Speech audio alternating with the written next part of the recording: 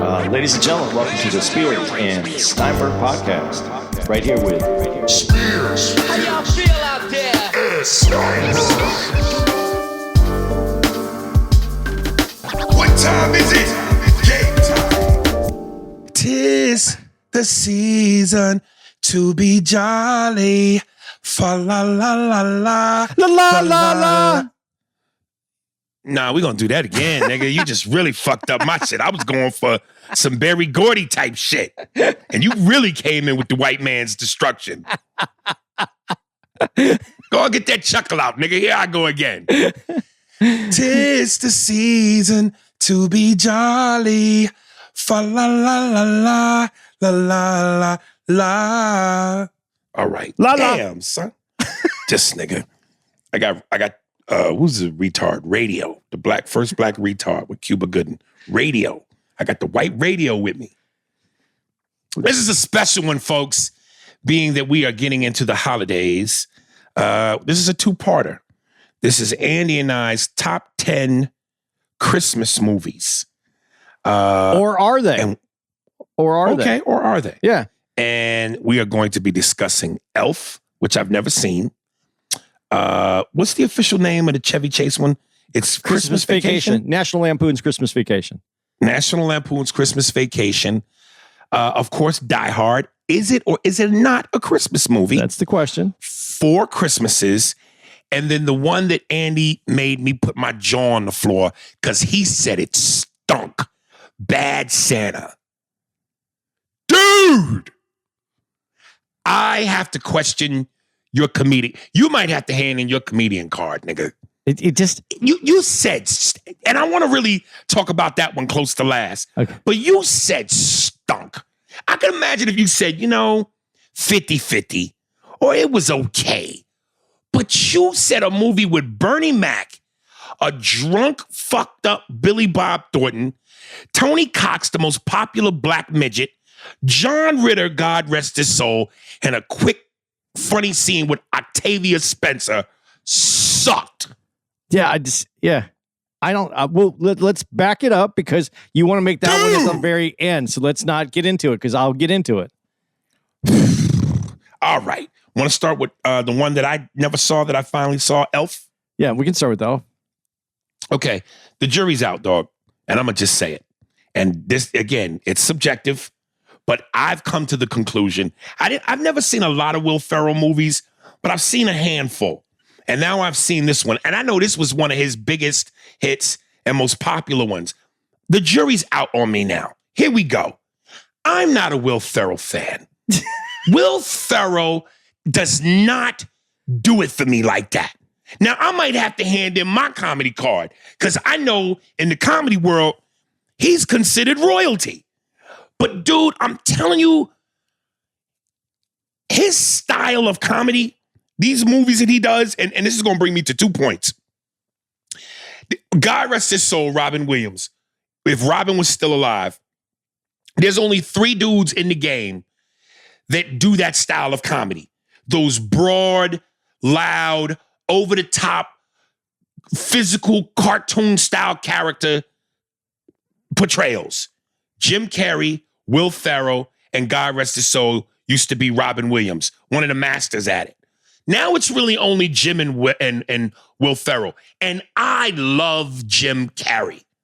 Will does not do it to me on the level of Jim Carrey. He does not. And you know what? It's very funny because you said Robin Williams and Jim Carrey and then Will Ferrell. Will Ferrell's take is completely different because Will Ferrell's over the top, but as a human character, where Jim Carrey and Robin Williams are over the top almost into a cartoon character. I'll give you some of that. I won't give you all of that. Because when you look at Will Ferrell's characters, they all have a cartoonish quality to me. This one especially. But he presents the acting like he believes in that character, not over the top, not cartoonish. Like if that person was real, that's what he would be like.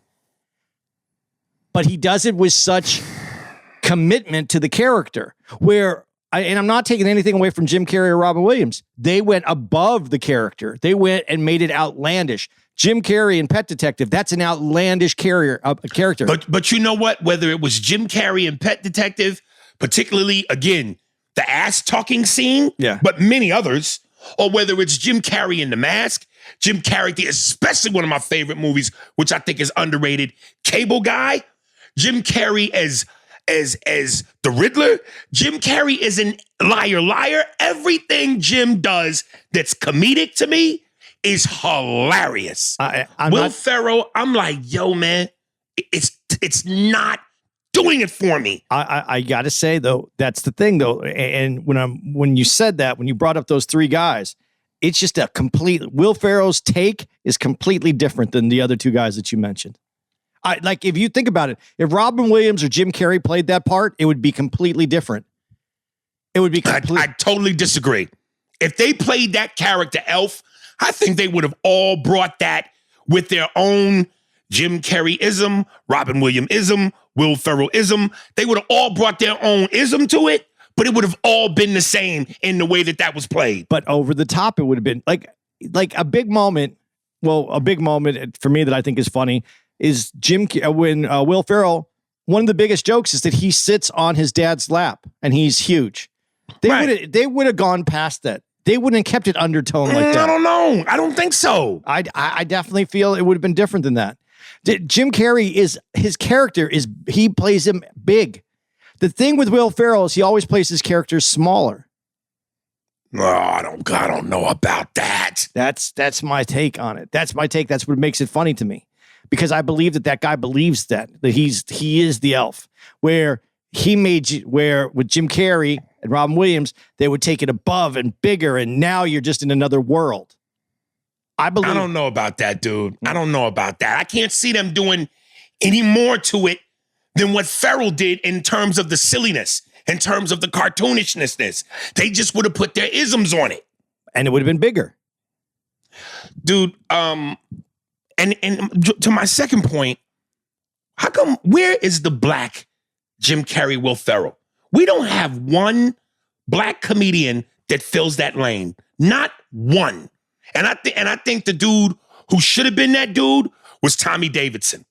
When you look at Tommy's portrayal in Ace Ventura 2, when him and Jim Carrey have the warrior fight and he's playing the African tribesman, Tommy, in terms of physicality, his skinniness, his facial expressions, his energy, he was always that dude. But he never became that dude. To me, Tommy Davidson is one of the most underrated, undervalued, underappreciated, underloved comedians in terms of his star should have been bigger. Yeah, he is the physical guy. You know, when we first started hanging out together, you brought up. I asked you who's some of your favorite comics, and you told me Tommy Davidson. I gave another look at Tommy Davidson and his body of work and what he did. You're right, completely undervalued, underused, underutilized, and that's why I think that's why he doesn't get it, because he was underutilized. He's fun. That dude is it's a different cat, man.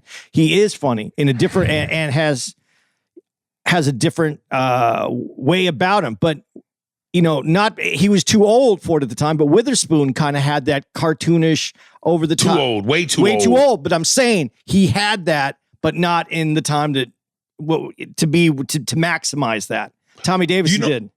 You know who I think could be, but doesn't seem to go there, or they don't seem to see him that way, but from a pure physical standpoint, in terms of body, skinniness, and let me be honest, a little goofy-ish looking, is JB Smoove. Yeah, but JB Smoove, his comedy is on a, he isn't, it's not, JB Smoove looks in the face like a cartoon character. Yeah, but JB Smoove has a different way of presenting his thoughts. Like it isn't like like that kind of way. It's you know who it is? It's Tracy Morgan. There's too much to me. But I understand. I don't know if he can go past Well, he does. I mean, he's working a lot right now. But that we're talking about the space that is Jim Carrey, Will Ferrell, used to be Robin Williams. That physical, cartoonish, where even though the movie didn't, well, that was with the Myers dude who did Cat in the Hat. But you could have just as easily put Robin Williams, Jim Carrey, maybe even Will Ferrell in Cat in the Hat. Any one of them to me could have been the Grinch. I don't see Tracy Morgan able to stretch and be the Grinch. Okay. Without getting Tracy the Grinch, yeah. You know who could do it, though? Who could do that? And he's not that actor, but he could do it. Jamie Foxx. Maybe. I can maybe see that. Here's what I'm worried about with Jamie Foxx. And the truth will be told when the Spider-Man movie comes out. It's hard for me to see past Jamie Foxx. It's hard for, like I'm telling you, dude, to become a character and be something so different from yourself, to create a personality, that is one of the toughest things to do, which is what made Robin such a master, which makes Carrie such a master. And Will Ferrell is a master. He just doesn't do it for me like that. I'm telling you, other than Tommy Davidson, and I potentially go JB Smoove, I don't see no black comedian being able to do that. Well, That currently exists. currently, I mean, they're there. They're just I'm not. sure they're there, Yeah, but currently exists. yeah. You know, I the first thing in this movie, you know, they open up with the elves in the workshop. And it was Bob Newhart too that opened it Yes. up. Okay. All right. And I went, not a single black elf. Niggas just don't be on the consciousness of white folks. Even in fantasy and play. We just don't exist. Wasn't a single black elf in that motherfucker. No. I ain't trying to dampen the holiday spirit with race, but goddamn. Well, and when you take that, they weren't considering elves human either. Damn. Remember? Because he Right. said, "Oh, I'm a human." He found out he was a human. Right. It wasn't like they were just little people; they were humans, and there was elves. So in elf world, apparently, there are no blacks. Damn. I'd have thought there'd at least been some Asian elves, nigga. But nothing. Oh. Dude, I am so sick and tired. And when we did the thing about movie cliches, this is one of the number one comedic movie cliches. And it was in the Chevy Chase movie too. You know what I'm about to say? I know. I don't know which one you're going to use. There's The comedy cliche where the fucking animal jumps on the human person's face and they have a struggle. yeah. Yeah. How many fucking times can they come up with something new? Like, is that no one is bored of that yet? That is such a fucking comedy cliche. Oh, the cute little ah! It's so fucking dumb. Comedy cliche. Yeah. I love how Ed Asner was Santa Claus, but he was also fucking the black slaves on the ship on the way to America and Roots. Yeah. Talk about a 360. Yeah. Honestly, this is going to sound really dumb because the movie's kind of it's a comedy. It's over the top in a lot of ways. Right. Ed Asner was one of the best Santas I've ever seen. Really? You don't think so? As a Santa Claus? I don't know that I've seen that many. He didn't play I mean, Dewey. I remember who's the guy? Tim Allen and his Christmas movie. No. And I think they got, at least it's a commercial, that new commercial with John Travolta as Santa. I haven't seen that. Yeah, with Sam Jackson. But yeah, I don't know. I thought he did a good job. I thought he did a good job as Santa. He played it like the guy who runs the Santa's workshop. First thing I saw in my head was him with the black female slaves at the bottom of the ship. And he was about to fuck this bitch for a nightcap. He didn't look like that guy in that. Far from it. He was a younger man with black hair. Yeah. But, I still remember you Santa now, but you was raping black bitches at the bottom of the bow, nigga. And I'm going to tell you something, man. I know that this movie tonally it's Christmas, it's family, But there's something to me about if it's going to take place in New York. This movie would have been funny to me if they would have kept two tones. One, which is you're taking this fun-loving, innocent, naive, cute character that is Will Ferrell's Elf, and you putting him in real New York, gritty, dirty, sleazy. To me, if he would have put that comedy with that reality, that to me would have made that movie worthwhile. But it was just a big, cute movie. And that would have probably been more of what you were saying, a Robin Williams, where they have to take it or Jim Carrey, where they take it to the next extreme. That's not in this movie. That's not in this movie at all. That's not anyway. The worst part of this movie is him eating the gum off of the entrance, the subway thing. Yeah, yeah, man. And listen, Faison Love is a funny motherfucker. I think they underutilized him. He played it very light, very. Yeah. There was a moment where the chick who Will Ferrell likes, who's working in Gimbals. And I like her too. She's in a lot of movies that I actually have liked. Go on, I'll get her name. But she's doing the thing where I guess you do that trick with the scissors when you rub it with the string and it makes the string curly. Yeah. So Faison says something. 6 inches. 6 inches. 6 inches. And I just went, again, it's one of those moments, it's comics. You put yourself in that. And I go, comedically, I thought it would have been hilarious if he would have went, something, the ribbons, 9 inches, just like me. You know what I'm saying? Just to give it a little edge. It's not in there. Yeah, and that's why it didn't do it for me. Zooey Deschanel is the chick. Right. Yeah. Which I thought she did a great job in it. And she had to underplay it too. Yeah, this movie. I honestly don't see Robin Williams doing this movie and keeping it in this same frame. My favorite part, though, that you haven't even brought up is James Caan. Right. Sonny. Yeah. And now he's playing this guy. Yeah. It's like I found the choice of casting very interesting. And the way it was played. I mean, based on what the tone of the movie is, everybody's playing the same note. Yeah, everybody is playing the same note. That's why, to me, I thought it was, that's why I'm saying, like, if that character was put in situations that was really New York real, I might have enjoyed it more. But the fact that the tone was what it was and it stayed that way, I was like, yo.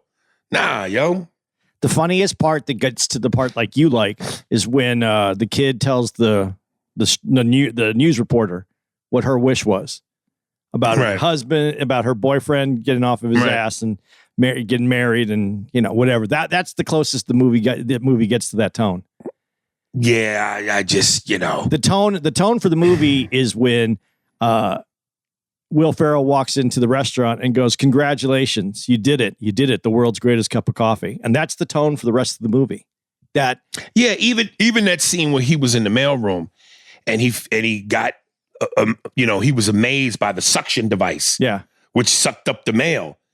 I thought it would have been funny if at one point you cut to him and the other dude with the long hair, and you just see their ass hanging out their pants. Because they're getting the dick sucked through the suction thing. And they're amazed by it. That to me would have been funnier. Not a Christmas movie. No, it is a Christmas movie, but now it's Bad Santa. That's not the movie they made. All right. I'm done with this one. Chevy Chase, yeah. And Galicki and who else? Oh, man, everybody's in this movie. There's a lot of people in this movie. Dude, let me tell you something right now. Do you agree or disagree with me? Randy Quaid is if Quagmire was a person. Giggity. Randy Quaid is just one of the weirdest people ever, period. But he is, if they ever made Family Guy a live action movie, he is Quagmire. If he doesn't get too old. He's already too old probably for Quagmire, but yeah, I could see it. Yeah, that face, that jaw, that energy. And I think he's the guy that got typecast, man, because of those movies. Well, he's also been a little weird throughout his whole career. Really? Yeah, he's always been a little. He's a little. Obviously he's different. He's always been different. But in that movie, Chevy Chase, obviously Beverly D'Angelo, but then Juliet Lewis at a young age. Juliet Lewis, yes. Yeah, and then John Galicki from which I wish they would have kept Anthony Michael Hall. Yeah, but in there they address it that they're off in college. They're like the other kids are in college. Those are their. So then they address that in the movie. Yeah, they say it. So isn't Anthony Michael Hall's character? They ask about him being in college, the character that he played. So they just got 2 new kids. Yeah, well, yeah, they have new kids. These are the new kids. The other kids, they grew up, and this is what's left. Right. So this movie has bite to it. It does a little bit. It does, but I have some, before we get into the movie and break it down the way that we're going to, you didn't see like everything to me just seems so set in like chapters. Like this movie was filmed. You could see that it's filmed on a sound stage, and we're going to do this scene, and it has this is the scene. We do the setup, the punch, the joke. Boom. There's only like 3 scenes in the movie that are like bigger story development scenes. All the rest are the setup for the joke scenes in the movie. There's very few moving scenes in this movie. I didn't get that. You didn't at all. It felt dated. Yes, but it still felt like a movie that had punch for what it was. Had jokes, but it didn't. It wasn't a movie. It was definitely. It's National Lampoon cashing in on vacation movies. Okay, and I have no problem with that because they didn't sell it as anything but that, so that was fine. Right. But I also like when you say dated and you see someone go, and it's so funny to see how time has changed. I mean, he puts a cassette? It's a cassette recorder in the car. I mean, right away, a car scene in any movie today takes you to exactly what time period that movie was made now. Right. Because we've gone from, radio to 8-track to cassette player to CDs and then to the whatever it is from Macintosh, the whatever it is that you used to put in your car, and now you just stream it into your car. You could tell whatever date we're at by the scene in the car. So that also if I was making movies, I would never show any audio equipment because it's just moving too fast. So right. And Julia Louis-Dreyfus is in the movie. Yes. Matter of fact, I love that moment when after Chevy Chase gets the tree and her asshole boyfriend goes, "Hey man, where are you going to put that tree?" He goes, "Bend over and I'll show you." And then, yes. and then he says, "How dare you talk to me like that?" And Chevy Chase goes, "What makes you think I was talking to you?" And Julia Louis-Dreyfus is right next to him. That to me feels dated in the sense that, I don't know, do they do that now? Do they do that joke now and go, he means the woman? Yeah. I don't know. I don't know if you do it today. But I just thought, I mean, it was a National Lampoon movie. It had all its moments in there. They hit their notes, the funny parts. Right. But I mean, again, the wig coming off. The hairpiece is always funny, but that's a comedy cliche. Yeah. It's always going to happen. Again, you brought up the comedy cliche. Again, the squirrel. Right. But I will give them credit for this one. They set it up better because you just don't see the animal. This one is he gets the tree. He brings it in the house. They hear a noise. The grandmother hears a noise. They go through this whole noise thing. They set it up. They built up some suspense for it. And then he goes to the tree and then he gets attacked. But it almost took too long to get to the animal coming out at him. But at least they did something when you said, if you're going to use a cliche, have a new take on the cliche at least. And I thought, well, then do that then. Yeah, this one had a little bit of that because they built up some suspense and you were like, what is that? And obviously you're not in the room. You don't know what it is. Then you start to hear it and then you figure it out. Oh yeah, he brought that in from outside. When he cuts that tree down though, and it goes through Juliette Lewis and the boyfriend's house. So that shit's, Oh yeah, that shit's funny yeah. too. All that. Dude, when the old man with the toupee lit the cigar and you just see in the background, and then you cut to the tree, looks like a crackhead tree. Hilarious. Brian Doyle Murphy is also in the movie. He plays the boss, Yes. which is Bill Murray's brother. I see it now. Yeah. But I see it now. But Bill Murray and Chevy Chase do not get along. And so I always think that shit's funny when you know some background. They should have made Bill Murray the boss. That would have been really funny then. Yeah. Delora Roberts is comedy gold, man. She's fucking comedy gold. Her and he's dead now, but Ben Stiller's dad. Yeah. Those two, and I wonder if they ever did anything together. But her as a mom and him as a dad, them two motherfuckers was comedy gold. You could always lean on them two old motherfuckers to deliver. I mean, they didn't give her much to play with in this, but on when everybody loves Ray, she's great. Yeah. Yeah.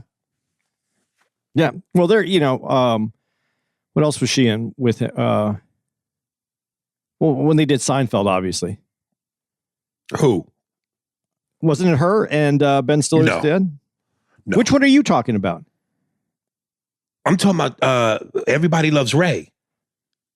She's Ray's mother. Yeah. I'm getting them confused. Yeah, you're right. Yeah. No, she is great. And Ben Stiller's dad was always the father-in-law on used to be my show too, King of Queens. King of Queens. That's right. Yeah. Yeah. Yeah. Yeah. So overall though, did you like this movie? I did. I did. It didn't blow me away, but put it like this. It's between Elf and Bad Santa. Did you? I don't dislike it as much as Elf, but I don't like it as much as Bad Santa. Had you seen this one before though? You had seen this one before. No, I haven't. Okay. Did you like the beginning scene when they're in the car and the truck is chasing him and he's speeding up? He doesn't like them passing him. Yeah, it was cool. Yeah, all that shit. But they're all like, that's what I'm saying. They're all these like little pieces of jokes. Like that. But just little pieces of jokes. And then they cut to a little scene that makes the movie. And then there's some more jokes and a little scene that makes the movie. That's what I meant by they're just these, it's set up for jokes. It's National Lampoon. It didn't feel like a movie to you? It felt like a very contrived movie. Like they could have made this movie over a period of 2 years is how I felt when everybody was available. Hey, let's go hit the studio. Let's do this. Shoot the scene. And then we go back and, they're vignettes. They're not like a movie until you put it all together. That's the only thing that I felt about it. I felt that this was the least amount of effort that they put into one, but I actually like this better than some of the others. I mean, I knew that, I don't know how many of these they have. I knew it was more than one, but I think that was his biggest claim to fame was those movies. Oh, he had a lot of movies at the time that were big movies. But those are the ones I remember. Well, the vacation movies was that was the vacation. The one with here goes. Here's the brand. Or no, Brinkley. My favorite Chevy Chase movie though was Foul Play. Mine was Fletch. Never saw Fletch. You never saw Fletch? No, I never saw Fletch. Is it funny? I think you might. That was Jim Carrey before Jim Carrey, but Jim Carrey's much bigger than that. But what I notice about Chevy Chase is his only go-to in terms of funny from SNL was physical, pratfalls, and crashing into shit, which it felt like, then you were talking about contrived, it felt like they set him up to go, what do you do best comedically? Fall down. Cut to the attic scene where you're doing the walking through shit. Yeah. The planks are hitting you on both sides. Yeah, that shit. I thought Fletch was really funny. It's my favorite movie. And it's Chevy Chase. It's LA. It's kind of cool. I think that one's his best. Foul Play wasn't bad. That's the one with Goldie Hawn though, right? And a younger Burgess Meredith. That's still at the same time as Rock though. A little younger. A little bit. Yeah. Yeah, but but the vacation movies I think are his staple that is going to make him live forever. Is the vacation movies, European Right. Vacation, the one Christy Brinkley, that was the name that I was trying to say with that first Vacation where she's driving the red Ferrari. That's like a classic Right. movie scene. Right. So yeah, There was, I know he did one, Vegas Vacation. yeah. There, Right. I don't know how many vacations there are, but yeah, that was his franchise, man. He made that's the bread and the butter. Yeah. I swear it feels like there are certain actors that are just, they play certain roles to perfection. Now that was a young Juliette Lewis. Yeah. But that ditzy spaced out girl that she plays, to me, the best role ever. Do you ever see the movie California? With her and Brad Pitt and my man from the X-Files, David I did Duchovny. see it. Yeah, I did. Yeah, where Brad Pitt plays that Yeah. sadistic motherfucker. He goes on the road trip with them. Yeah. Dude, she is the film version of that nigga raped me, daddy. Hurley. Because of her sweet No, innocentness. Hurley. The sweet innocentness. the what? The sweet innocentness, kind of. It's the sweet innocentness, little bit of a southern twang to it, but just the almost naivete of Hurley. Oh, Yeah. Hurley, poor white trash. She does that well. Yeah, but that's the fun thing because I forgot all those people were in that movie. I forgot all Right. of them that were in the movie. Obviously I knew Chevy Chase and Beverly D'Angelo because But Beverly D'Angelo was always the constant staple. Yes. Along with Chevy Chase. yeah, always. Yeah. But so do you think Al Pacino ever went on set and watched that shit? Maybe. Oh boy. You know, Beverly, can I yell cut? For this scene, you need to be more into it. You need to give it all. Maybe show your nipples a little bit. If not for them, but for me. I'll be off to the side in the corner, checking off. Hoo-ha.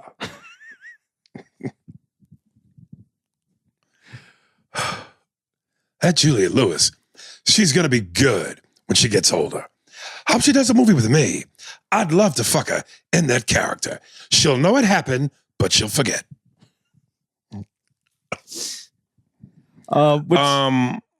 You got more on it? No, not that's it for me. Yeah, that's it for me. It was worth watching, and you know what? We didn't give it any rate. We haven't rated the other movies yet. We should rate them.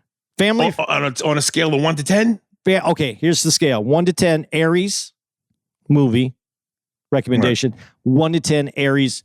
It's a family movie recommendation because it's Christmas. Can you bring the kid? Can the kids come watch the movie? The kids can come watch Elf for sure. Okay. To me, it stinks. Okay. So that's a That's a 2. a 2. Okay. This one, Chevy Chase, the kids can watch this too. This is a strong 6. Okay. Hey, going back to Elf though, real quick, do you think maybe there weren't black elves in it because they work for Santa Claus and that's all that they do? No, because then where would they have been? Where would they have worked? The other two. What were the other 2 jobs that they said they could have at the beginning of Elf? They said there was 2 other jobs for elves. But I don't remember. I don't remember either what the other 2 jobs were. But I was just saying you're working for a dude all year long, just making toys, and then they give the toys away, and then you go back to work. Sounds suspect. No. I don't know, man. I just, All right. like I said, there was no black elves at all. Okay, so you're giving Elf is a 2, but A to D for family friendly. A, Yeah. 2 and an A. A family friend. It's family friendly like a motherfucker. Okay. But it sucks. So the kids can watch it in the other room. Dad needs to go do something else. Dad's fucking mom while the kids are on the couch. Okay, now, and then we have this one, and you're giving it what'd you say, 7? A strong 6. Strong 6. Family friendly? The kids can watch this while dad fucks mom on the same couch. Perfect. Yes. And And dude, Four Christmases. This is the one with Vince Vaughn. That I never seen. Right, Reese Witherspoon. So let's start off the top. What'd you think? Honestly, I was so happy that you made me watch this movie, that you picked this one. You liked it. I really did. Vince Vaughn, you talk about one of the greatest. He Vince Vaughn's everything. So you know what? Listen, there's certain people, and this is what I don't know how to put this way because it's not going to make sense. When Keanu Reeves does a movie, he puts Keanu all over it. And it has but it has to feel like there's no one acting in it, or that it's just weird. It's a weird feeling. I'm not going to say no one's acting because I've liked some of his work. So it just definitely. Hey, listen, we said it. He makes great movies for a guy who can't act. Okay, whatever it is that he does to it that makes it feel that way, he Keanu's those movies. Vince Vaughn has the same thing, but I don't feel that he Vince Vaughned it. I like the characters that he makes, but they're uniquely Vince Vaughn. Dude, I'm telling you, him and Jason Bateman are my two bucket list. I would love to work with them two white boys, man. Them two motherfuckers. Vince Vaughn is one of the greatest comedic reactionists. The way he reacts to things, that face of shock, of, excuse me, and then he delivers sarcasm. Him and Jason Bateman deliver sarcasm and wit, quick wit, with the best of them. But they're completely unique from each other because Bateman's like the regular guy delivering sarcasm, and there's something different about Vaughn, though. There's something different about his delivery where it's uniquely Vince Vaughn. Like, and I told you, I know someone that knew him pretty well. Like, and they say that is really him. Like, he just brings himself and then kind of works the character into himself. And that's what he puts out there. Right. That's what makes it unique. And I thought he did a great job because I feel for the character. I feel like I feel for the character throughout the whole thing. I mean, now the movie itself, Christmas movie, but when you have self-discovery that happens within, 24 hours, that's tough for me to watch as a movie. I like to think— You don't think it's believable? No, but I got where the movie was meaning and going. So that being said, let's bust down the movie a little bit because— Well, here's my thing, and I didn't want to admit this to myself, but this is like my fourth time watching this movie. And because I love Vince Vaughn so much, I think I was in a little bit of denial. The movie is great. The movie's really fucking good. But after they visit the first two families, it loses steam. It does because— Quickly. Because as I said to Tara watched it with me, and I said, why couldn't they just have those two big scenes because all the families were together anyway? Yes. They didn't need to have those separate ones. Right. Well, no. I didn't mind the separate ones from his extreme to her extreme. But when you started going to the other, the second half of the families, it wasn't as strong. But they could have done two big scenes and just went to the two. I know what you're saying. Because they mixed all those families together anyway at the end, the two sides. Right. The only thing that would have been missing is the bounce house scene. The bounce house scene was good. Right. Where she has to go the marker, the pregnancy. Yeah. Because she finally stands up for herself a little bit intelligently and says, I peed on that. I peed on that thing. So did Tara laugh at most of that? Yeah, Tara liked that movie. But Elf is one of her favorites. Oh, goodness. She likes that dry sense of humor, dude. So do I. But no, we both really liked that movie. We're both glad we saw it because I don't think either one of us had seen it. What did you think of between the two? And I think I felt like I already know what you're gonna say. Between Reese Witherspoon's house moment with the bounce house, and we first go to Vince Vaughn's house, which one was better for you? Well, I like Vince Vaughn, but I like how they wrote the bounce house thing, but but you knew it was coming. You know what I mean? With Vince Vaughn's, I mean, it was different. I wasn't expecting him to be that. You know what though? Also, and this is cheating on liking Vince Vaughn's side because you got however you say his name, the producer of everything in Hollywood, Farva. Farley. No. The Farley brothers? No, he's the brother. He's one of the wrestlers. Vince Vaughn's brother is Favreau. Favreau. I can never John Favreau. Yeah. The producer of everything in Hollywood. Him and Apatow are the ones who get to produce everything. Right. No, his character in there. I love how you said that with a little bit of disdain, like you trying to be a producer and they're in your way. They fucking produce everything. I'm happy for them, but and I'm not mad because they're not taking my job. My question is, how do you get that fucking job? That's my question. Right. Right. But yeah, he's interesting. He's an interesting take, and that's when he was younger and in better shape, obviously. But you threw him in that movie. In that scene, Duvall. And Robert Duvall, who is doing his Robert Duvall shit, right, and plays the scumbag dad really well throughout that whole thing. Without, right, that's the difference though too between Robert Duvall is a great actor, right, and he took that little teeny ass part, and he like a lot of people would have said, well, this is my, who didn't. If it was someone who needed that movie for his career, he might have played it different. He might have just found scenes that he could have beefed up his stuff a little bit. He played that perfectly. Like that's what a great actor does. Is they don't give it all to you. They give you. Yeah, no. He's a seasoned vet. Yeah, and the way he played that character, and then you feel even worse for when you really discover who that dad is at towards the end of that movie. Right. You really understand Vince Vaughn's character then, because De Niro played it so well comedically at the beginning, but by the time you get to the end, but not over the top comedically, so you could get that how much you don't like him at the end. Right. Yeah. And then, the lady with the baby and whatever that spam dish she's making with mayonnaise and Doritos. Like, oh, Jesus. That's I don't know if that's considered poor white trash, but yeah, them the white versions of niggas. That is, that was trash chic. Trash chic. Yeah. That was terrible, man, when you watch them make that food. But I just hope that I wonder if they actually find like trash food recipes that they make and put in these movies, or someone says, what's the worst thing you could put together? And they put that out there. But that looked like something someone might have made. Man, you smoke enough herb. That shit is a delicacy. For the record, have you ever had Spam? Yes, I have. Is it terrible? It's disgusting. It is disgusting. I'm going to tell you quickly. My stepfather likes Spam. The Italian. It's ham, right? It's particles. It's like, when you cut, when chefs get all shaven up and then it's whipped and then they put it all in. It's like the debris of when you're.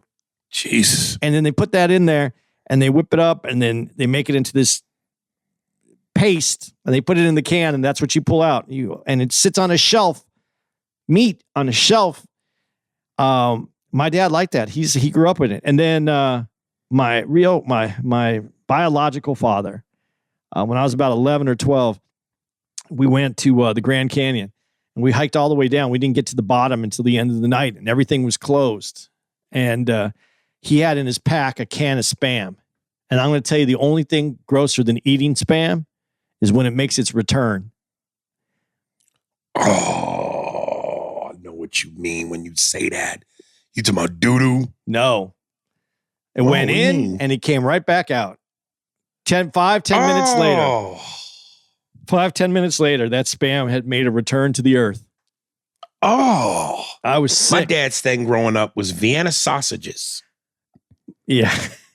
A good Friday night for him was Vienna sausages, saltine Ritz crackers with mustard and a Pepsi. See, now there's some more. There's some more of that. What do we call that? Chic. However, I just. A trash chic? Trash chic. Yeah, that's trash chic right there. Yeah, man. Did you ever eat the deviled ham stuff? It was a can with like paper around it and had like it was deviled. Yes. My father ate all that shit, yo. That was just the time when people started, it was after, it was a time period where they started making this shit and putting it on shelves. And this was the future. This was futuristic food. It was disgusting food is what it was. Yeah, dude, listen, I like the movie. I really do. But it wasn't until I really started watching it and said, hey, man, turn down your love for Vince Vaughn. it's a cool movie, but after the two families, it's like you don't give a shit as much. Yeah, but I also understand where you want to do stuff. Your family can drive you crazy, and that was part of the theme of the movie. Your families drive you crazy, and you want to do your own stuff, so you don't have and you don't want to go do the crazy shit. Right. And so I like the beginning, the premise of the movie, that when they're lying about they're going to go help kids so that they could go to the Bahamas. Right. I mean, I thought the premise, the start of it was worth watching, and I didn't mind when it slowed down. Like I did, I looked at Tara and I go, they could have done without these two scenes. They could have skipped these couple scenes and made it a little different. Right.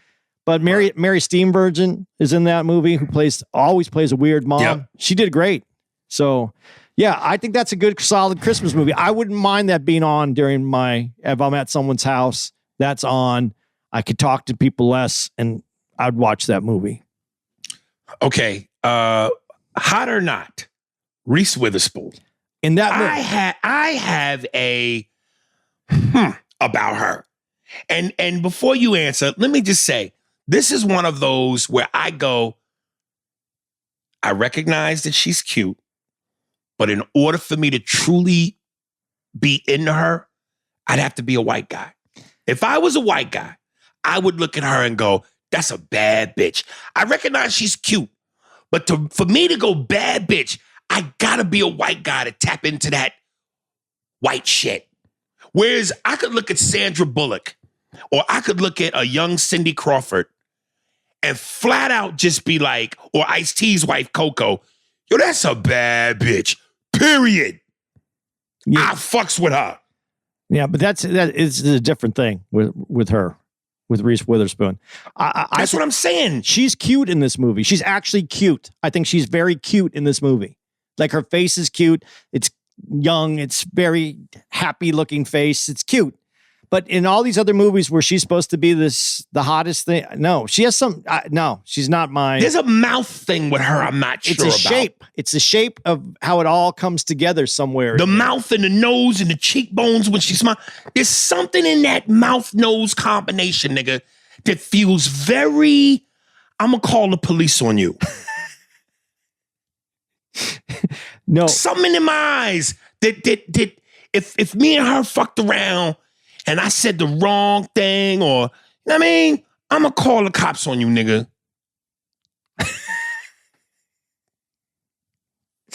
Depending where you are, you might be in jail forever then. Man. Yeah, she's from... Like, dude, I didn't know that Sandra Bullock got black boys. Yeah. She got 2 black sons, nigga. I saw her on something, I think DL Hewley reposted, where she was like, you know, and with what's going on with the police, what's the conversation that I have with my 2 black sons? And I love that bitch even more. She don't have a I'ma tell on you nigga vibe. Well, she got a we not together no more, but I wish you well, nigga. Yeah, and she didn't say what she said to say that she had black kids. She was saying how understanding that how she has to raise them differently than if she had white kids. Kids. Sandra Bullock is a sexy bitch to me, man. See, but she is. But I don't have to be a white guy to feel that. But that with Reese Witherspoon, I go, y'all got to be a white dude to be in her. But that you talk about. I'm not going to get into women's bodies on this Christmas episode, but Sandra doesn't have that body that you always talk about as the body that you think is the hottest body. There's no ass there whatsoever, none. Yeah, but dude, her motherfucking leg game and heels, her leg game is ridiculous. And she's cute as fuck in the face. Yeah, she has a great face. There's no doubt. So, man, listen, I'll take some buttocks if everything else is on point, nigga. You ain't got to have booty. I'll take some buttocks if everything else is right. Fair enough. I fuck you on your back the whole time. Fair enough. Fair enough. So overall, you give what's your rating on that movie? Oh man, dude, the first half is so great, but then it loses steam. I'm gonna say because of the Vince Vaughn factor, 7. Yeah, and 7. Kids can watch it? I don't know. Yeah, I think kids can still watch it, but it might The opening scene, which I thought was great, and when they role playing, Yeah. and she walks away, bitch, I'm talking to you. Oh, that's fucking great. I think it's an older kids movie, like, but Teens. not, yeah, at least 11. Word. 6th grade. Okay, you might be right. 6th grade. I saw a Death Wish rape scene when I was 8, so you might be right. Yeah, I'm saying I still don't think it's even that bad because that's.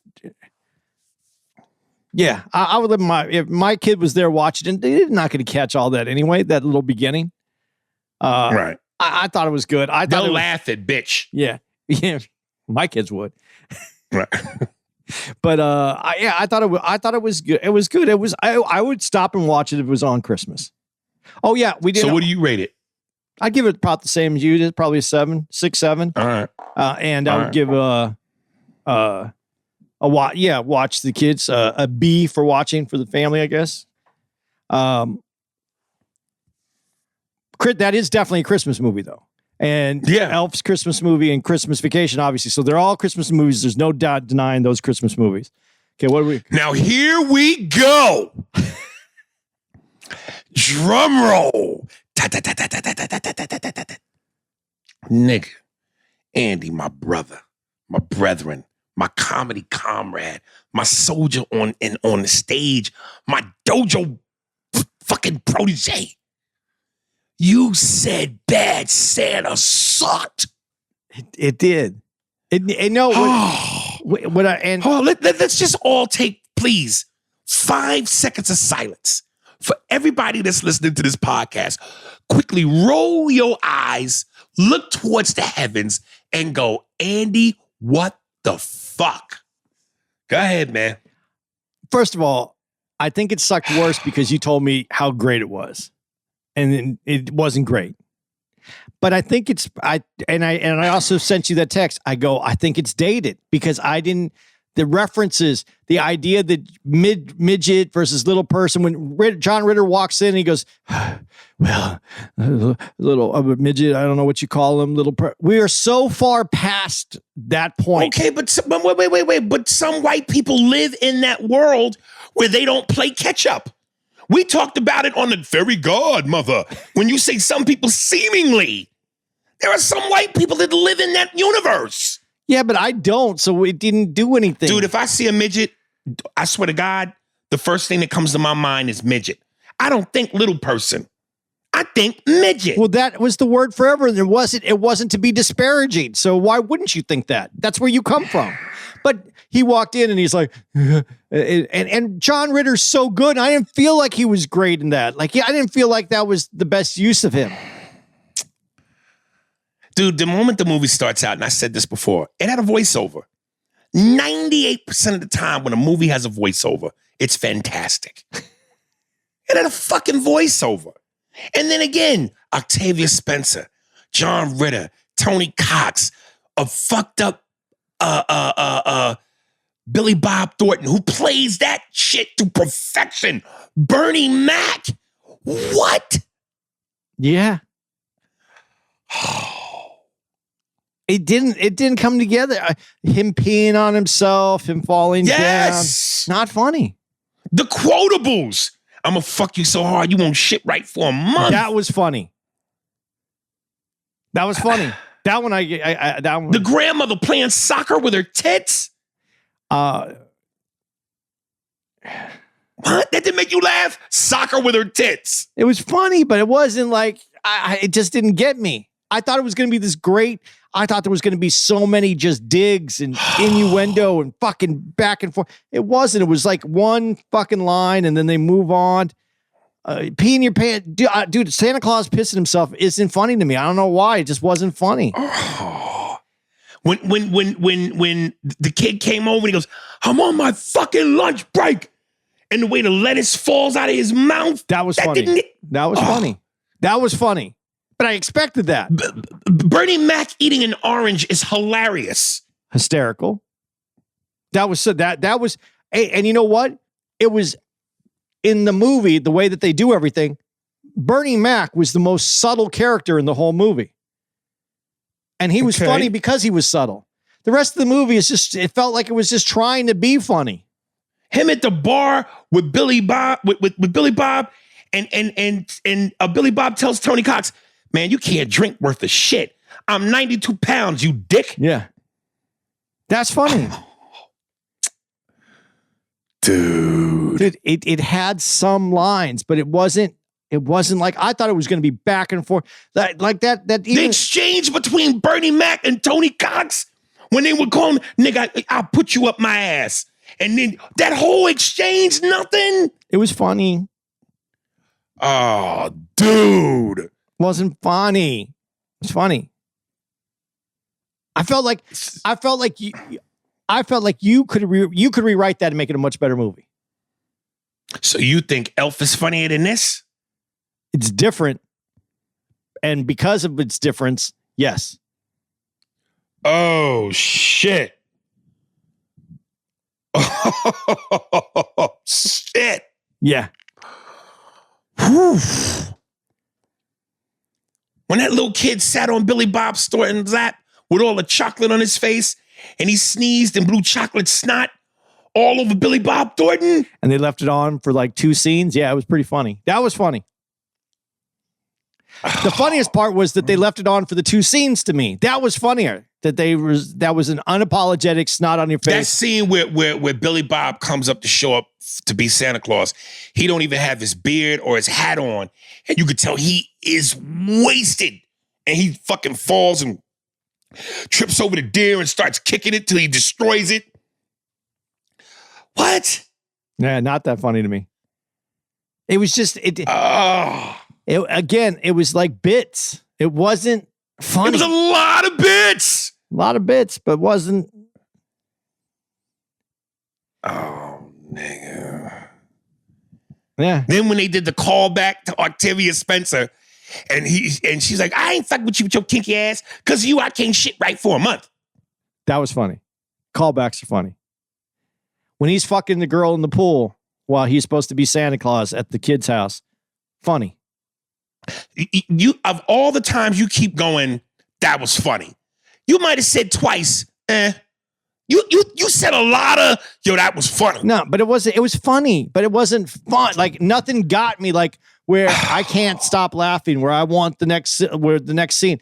I just felt it was bits and it was put into the movie. I felt like the bits were dated.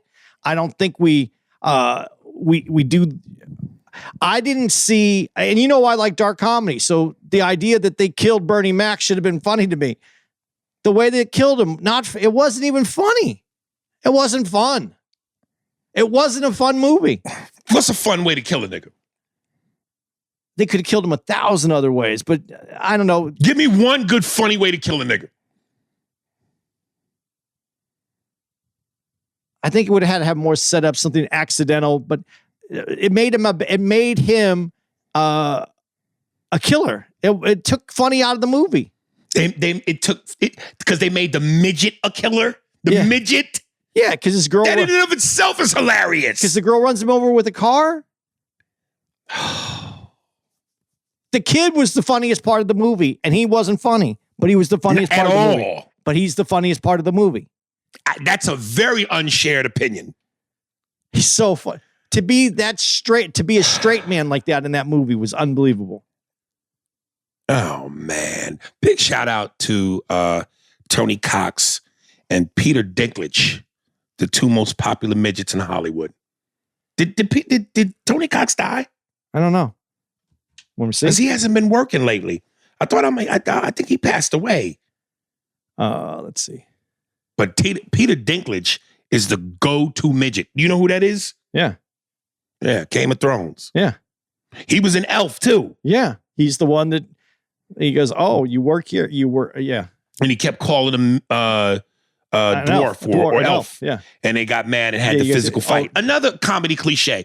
Anything with a midget and physical is hilarious. Yeah, funny, but no, it's let's see, movie. An epic movie, 2003. No, he must still be alive. It says born March 31st, 1958. Doesn't give an adios, so he's still here.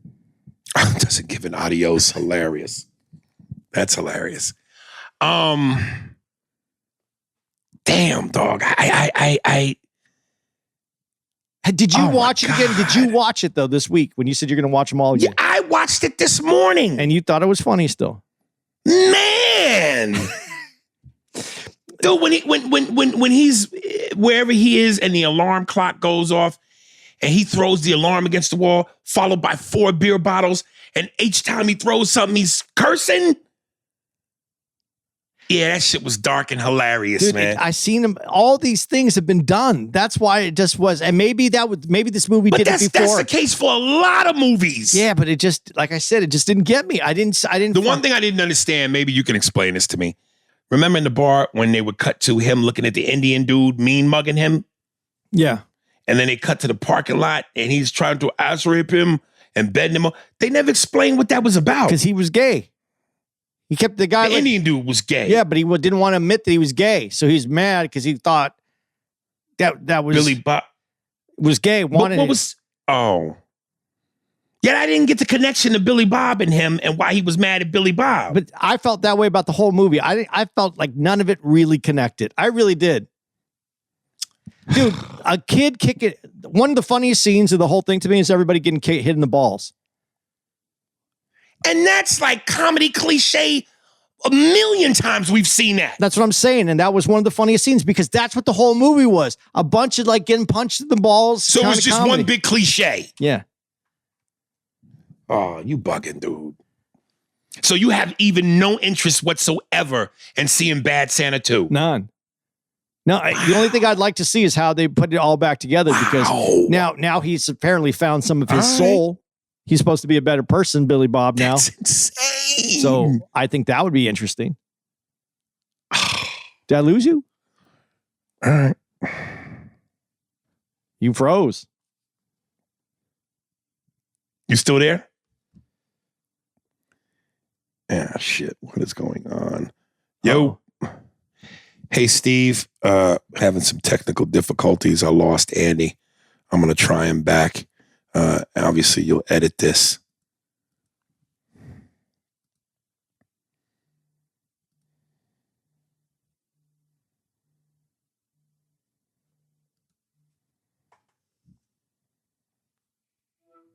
Hey. Yo. Something happened with my computer. Well, I just put in my notes that we had a technical difficulty, so I lost you. Steve, I got Andy back now, so he'll just clean this up in editing. Okay. So do you have to do something different on your end? Because I'm still recording. No, as long as we're still recording, the times are the same. All right. What happened? Your computer just conked out? I guess, but that's really weird because that's never happened before and wouldn't let me get back to this. So I'm going to close out of that and I'll just do it on the phone. But now I can't go to my phone for any information. But you didn't lose anything, did you? No, we're still good. Okay. Everything's still good. All right. So Steve, counting back into this in 3, 2, 1. The final piece de resistance. Die Hard. Yeah. The official question to the answer that's always asked. Oh, shit. Christmas movie or not? What happened? I'm not recording you right now, so let me get you recorded. It's still recording, but it's not. Oh, shit. Just hold on. Everything's going to be fine. We don't have to change anything. Everything's good. I just have to grab a different piece.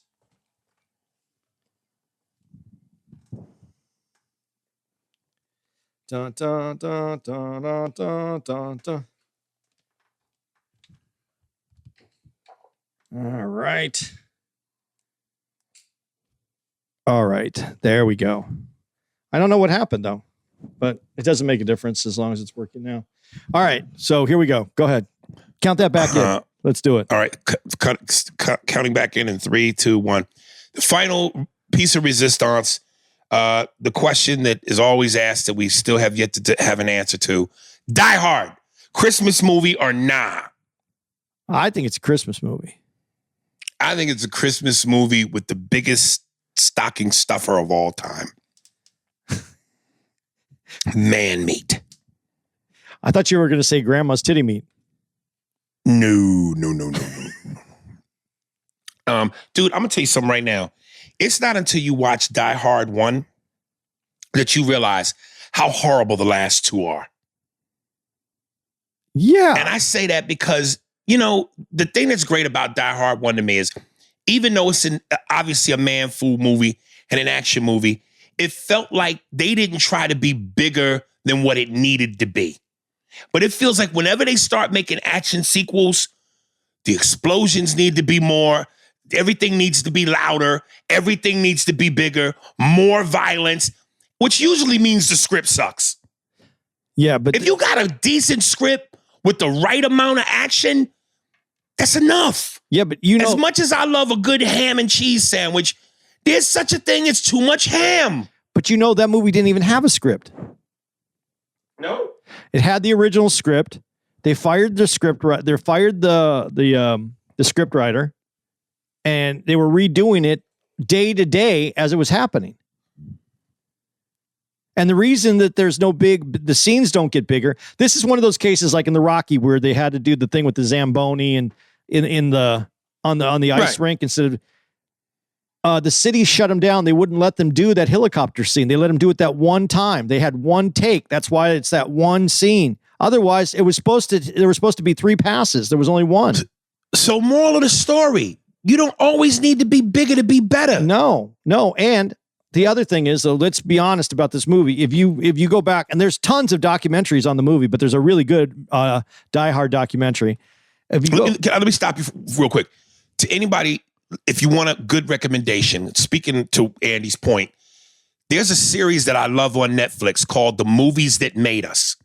And they usually show about 3 or 4 movies, vignettes, which are about maybe 30, 40 minutes long. Check those out on Netflix.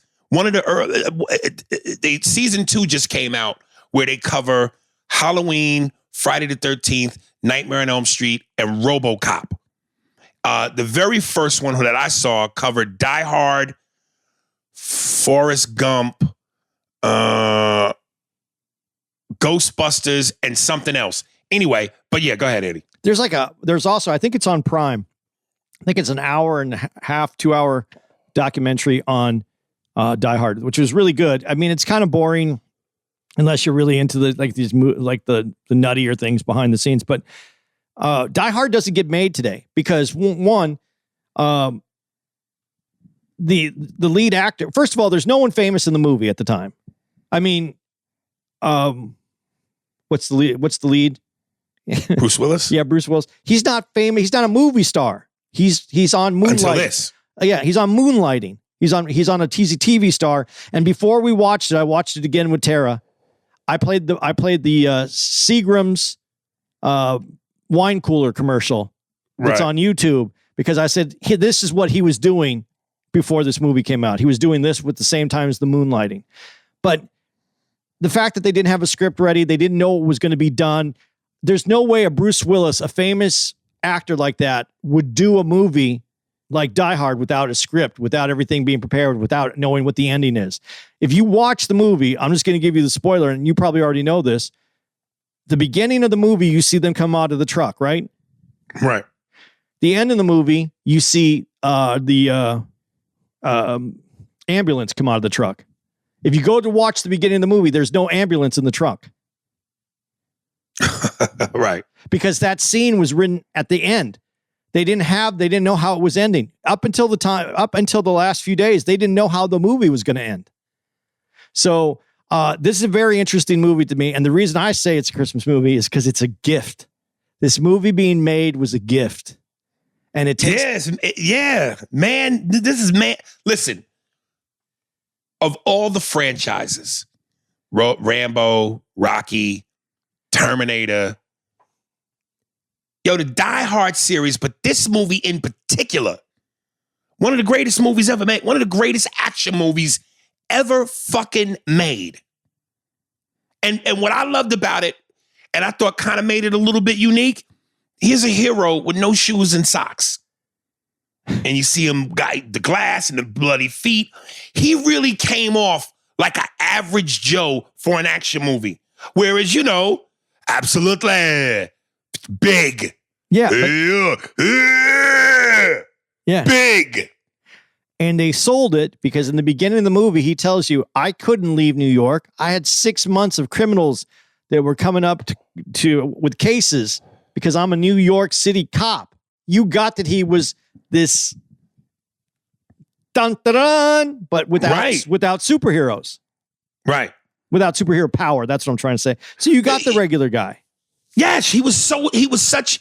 This is the guy who you sit next to at a bar and you talk to, throw back drinks, who you don't know, who you just meet, and you talk for hours, and he eventually tells you his name is Bobby Patterson. No, and listen, even the way he delivered his lines. Listen, part of man food criteria is machoism. But you know, with Arnold, there's the I'll be back. With Sly, it's whatever the pun is. When he said his puns and the dude, I love that scene where the dude is on the table and he's shooting at him. And he says, next time you have the chance to kill someone, don't hesitate. Boom, boom, boom. Bruce Willis, thanks for the advice. It didn't feel over the top. No, even when he was great. Even the most famous line in it, when he comes up with Roy Rogers, is I was pretty partial to Roy Rogers. And then he said, oh, so you think you're going to be able to, he goes, yippee-ki-yay, motherfucker. It was all part of being snide, not like, I have this line to give you now. Like it was, it was part of, it was a character. It wasn't an over top piece. It was actually within this New York City cop that now is really just trying to save the life of his wife. Because there is a scene that I really love in it that I never really caught until this time. I caught it, but I never really paid attention to it. It's when he runs on the roof because he knows he's going to blow up the whole roof. And he doesn't tell everybody, get off the roof. They're going to blow it. Is it roof or roof? Roof. Okay. Roof. Yeah. You keep saying rough. Whatever. However, I'm saying it wrong. You sound like my dad, Aura. But he wants them all up, but he wants to find his wife. Right. He's asking for her. And then once he finds out that she's not up there, then he goes, oh, by the way, you got to get off this fucking thing. It's going to blow. Because I just thought that was funny. The most important thing to him was getting her, not the life of the how many people were on there, just finding his wife. So that. But that's why I'm saying, to me, Bruce Willis, that character and the tone stayed the same. I know you really like 3 with Sam Jackson, and it wasn't bad, but it felt like the beginning of here we go franchise. No, yeah. Whereas the first 2 felt more grounded in reality. Well, the first one's the one I like the best, without a doubt. That's the first one. I just found the one with Samuel. It was fun for him to have someone to play off of, and Samuel L. Jackson was a great person for him to play off of. Yeah, and so that's the only reason I like that one. Plus, Samuel L. Jackson's character didn't like him, so it had even more. You know, they had more room to fuck around in that movie. So that's why I like that one. It has nothing to do as far as the franchise goes, or as far as the movie itself. Not the best movie, but I just like that the characters got how they got to play. That's it. And that one. Yeah, and I just think 4 and 5 got silly. Yeah, but this movie, like this really is, like I said, it's a gift. I mean, you don't make this movie. This movie would never ever get made today. And the way it's made about where the movie that was actually the Fox building, and that's actually homes that are around there, and they were trying to shut that movie down. And that's why they only had so many days to get it filmed. This movie, and this, I wish Hollywood, you can't argue with this. I'm saying something that's wrong. Some movies that have limitations on them could be some of the best movies out. But then you see a movie like Titanic, which was how many hundreds of millions of dollars? 200. And it comes out and it's this big box office and it kills. Right. So, yeah, I guess there's both sides. There's extremes on both sides.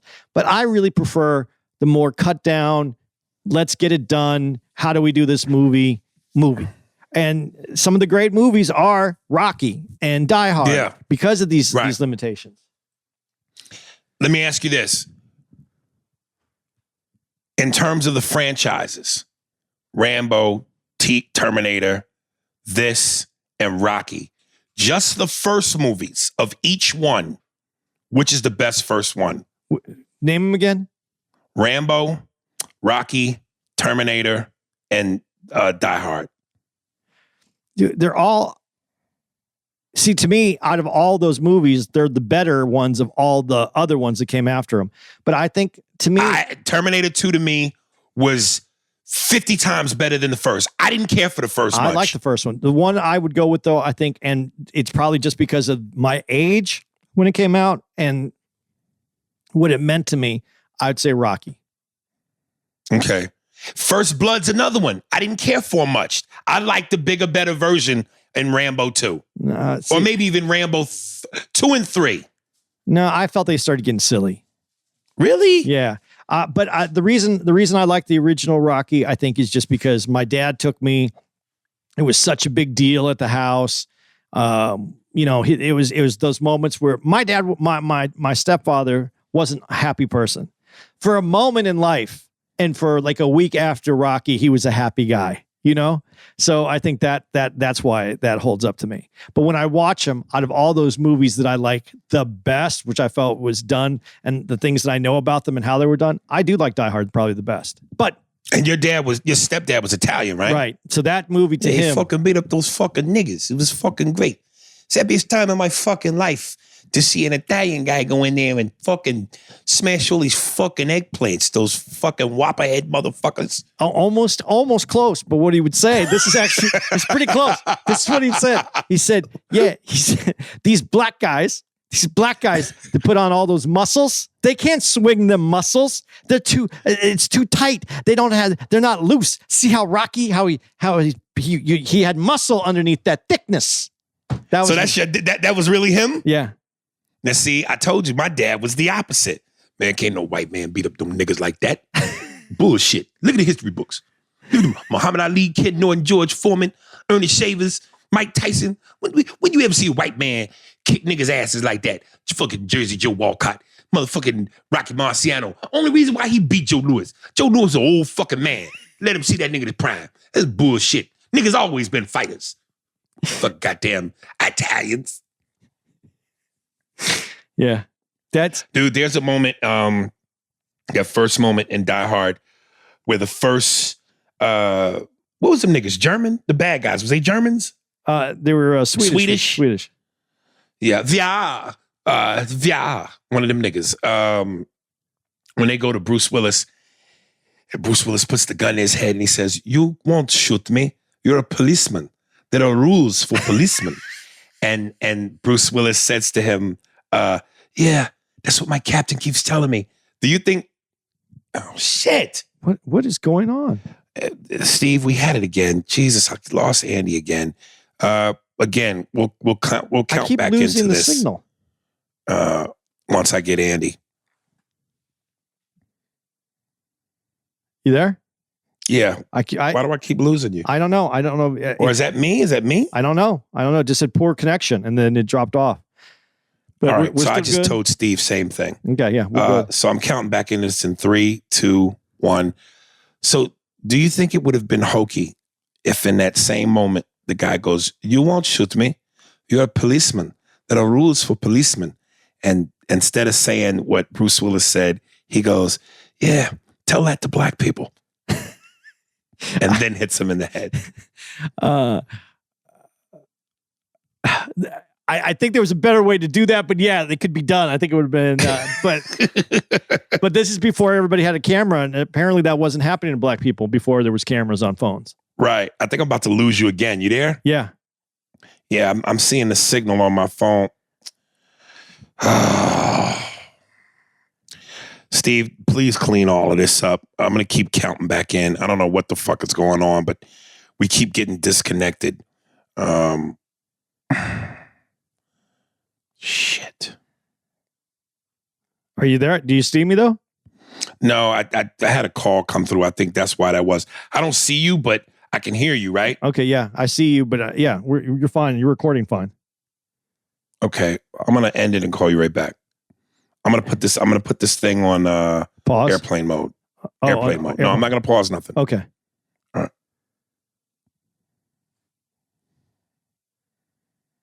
Hey, honey. You okay? So why would the internet connection go away though? Jesus. Were you able to get some work done?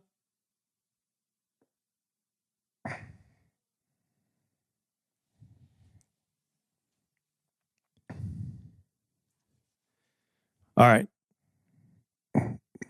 Working? Hello? Yep. Can you hear me? I can hear you, but I don't see you. And it's where it says AS.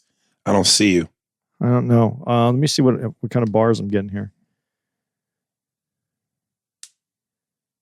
Getting full bars. I shouldn't have any issues. So am I. Let me try this one more time. Jesus.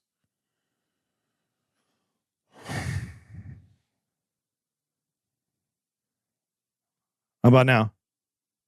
Nope, I can hear you. No facial yet. I see you. Yeah, I don't see you. I just have a green dot with your initials in the middle. But I can't see Let you. me see if that's me. Maybe I'm. No. Nope, you should be able to see me. I can see. Nope. Here, try calling me. Okay. All right.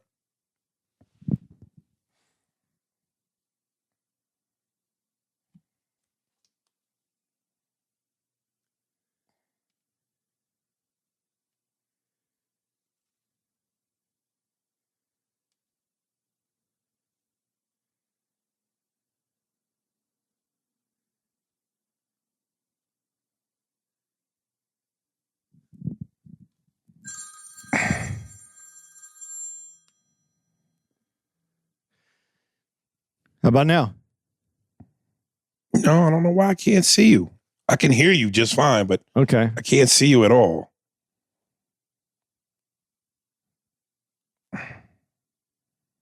No idea why that is? No.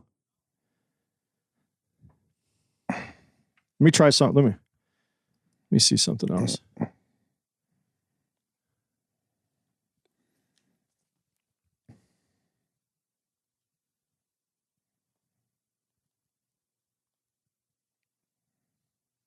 What the fuck is going on?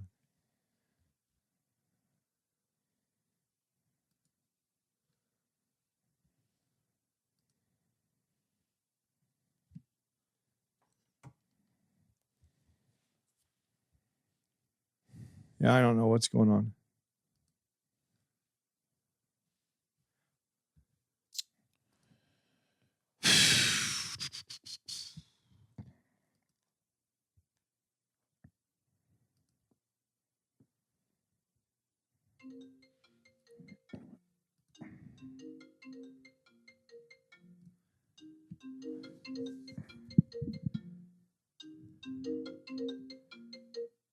Yeah. Yep, I can hear you. Just can't see you. All right. Well, do you want to finish this up this way? Yeah, let's just do that. Okay. All right. So, my only complaint with the whole, well, let me count this in for Steve. Steve, here we go. Yeah. 3, 2, 1. Here we are. My complaint with the movie is you talked about that scene. Obviously the one where it's the guy's brother and he says, "You won't kill me." And then he ends up killing him. But in the second scene where he's killing, but the next scene where he kills people, he kills those two guys. How come he didn't take a pair of shoes then? But at that time, wasn't it too late? No. Right. That's my only problem with the movie. The whole movie itself, I don't even care that you don't see the van and the truck. Where are the fucking? Why didn't you take the shoes? Right. Well, again, that just to who the character is, that just added a dimension I hadn't seen before. Well, I get that, but in the first guy, he tries to take the guy's shoes, and he says, "The only terrorist that has smaller feet than me." Right. But then you would think that he would, knows that he needs those shoes. He would have grabbed them off one of the two other terrorists. But maybe he wasn't thinking about it, and then the guys came in time. But that was my only flaw. That was my only flaw in the whole movie. There's other flaws, but that was the only one that really bothered me. And that, of course, is the quarterback is toast movie. Yes. What do we have here? We have an RV. Boom. The quarterback is toast. Yeah. So, good movie, man. Solid movie. Going over the in-laws, going over my parents' house and the little kids are there. Elf is going to be my number one movie on this little 5-pack here. Ugh. Ugh. Dude. All right. That's it. So Elf is your number one. Well, What's number two? Die Hard, but they're two different purposes. So they're both my ones. One for right, one for the adults. 1A, 1B? Yeah, one for the adults and one for the kids. All right. So what's three? I might like your Four Christmases. At 3. Yeah. And then so that means Chevy Chase is 4. Yeah. And Bad Santa's 5. Yeah. Oh, it's not even close to yours. Mine's is Die Hard 1. Die Hard is 1. Bad Santa's 2. Four Christmases 3. Chevy Chase 4. Elf 5. See what a swing? Yeah. Anything you need to announce before we get out of here? I got a couple things. Do we want to tell everybody our next 5 so maybe they can watch it ahead of us and be prepared? Sure. What are we discussing on the next 5? I'm not going to say the name right. It's that Krampus, or I think it's called Krampus. It's the spooky. It's the horror movie, Christmas movie, right? Yep. Yeah. And what's it called? Krampus? Can you spell it? Yeah, I can look it up. Oh yeah, you know what? I have it really quick. Let me tell you what it is. I have it right here because I sent it to you. So I know I have it right here. It's Krampus. Krampus. Yep. And the other one that I pulled out was The Night Before. The Night Before. It's just called The Night Before. It's The Night Before Christmas. It's called The Night Before. I don't think they're allowed to call it The Night Before Christmas.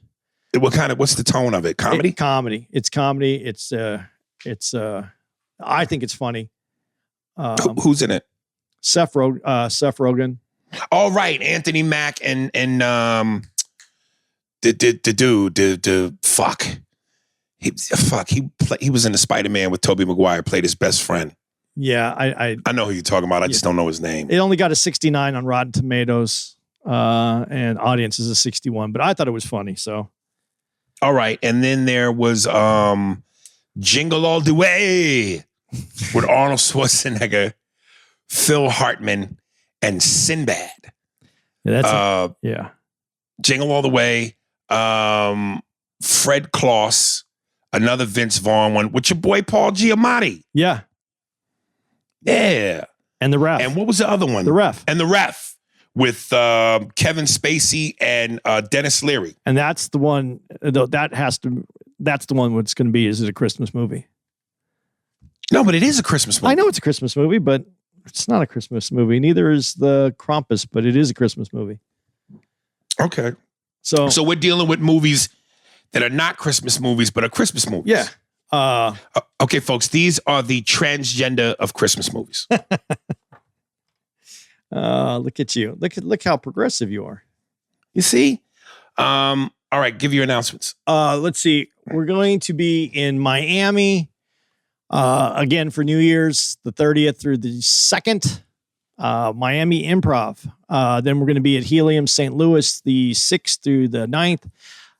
Milwaukee Improv the 13th through the 16th, and then at Cleveland Improv the 21st through the 23rd. And then you are going to be in Denver Improv the 28th and 29th, and I will be at the St. Louis Helium again in the garage headlining. I also will be doing and I wanted to shout that out, recording my thing in February. I believe it's the 9th. If anybody wants to come to Helium, Indianapolis, February 9th, it's a Wednesday where I'll be recording my hour. So just throw that out there. All right. If someone knows somebody in the car business out here in the greater New York area, which includes New Jersey and Connecticut, I need to get a car. So let me know.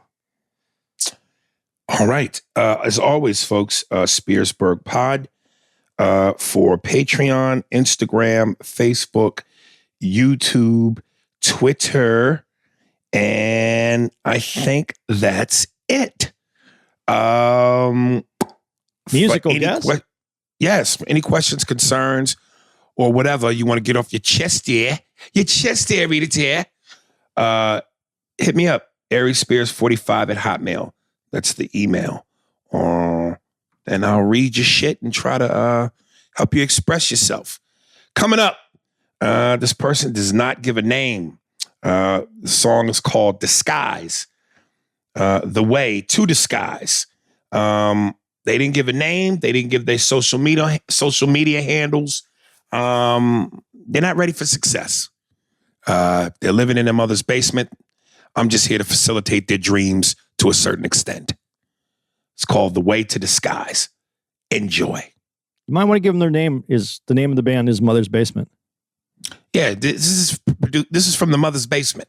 There you go. So enjoy. Thanks for listening to the Spears and Steinberg podcast. If you'd like to know who's responsible for this shit, well, it was hosted by Aries Spears and Andy Steinberg, produced by Steve Merrick and Anthony Holmes, executive producer, Big Papa, Robert Kelly, and Matt Klein-Schmidt for the Laugh Button podcast. For more information on where to find us on the internet, visit www.spearsbergpod.com.